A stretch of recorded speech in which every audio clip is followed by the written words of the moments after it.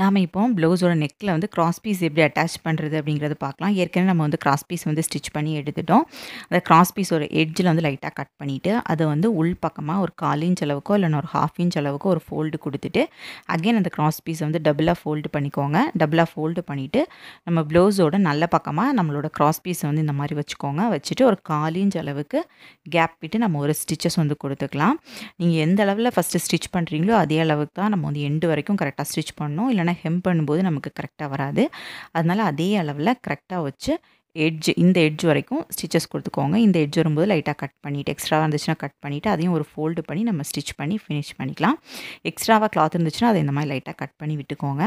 Cut பண்ணிவிட்டு நம்ம வந்து அந்த கிளாத் அப்படியே ஃபோல்டு பண்ணிவிட்டு நம்மளோட கிராஸ் பீஸ்க்கு மேலே ஓரத்தில் நம்ம ஒரு ஸ்டிச் வந்து கொடுத்துக்கலாம். இந்த மாதிரி கொடுத்ததுக்கப்புறம் அந்த கிராஸ் பீஸை இந்த மாதிரி உள் பக்கமாக ஃபோல்டு பண்ணி ஹெம் பண்ணிட்டோன்னா நம்மளோட நெக் ஃபினிஷிங் நீட்டாக கிடச்சிரும். தேங்க்யூ.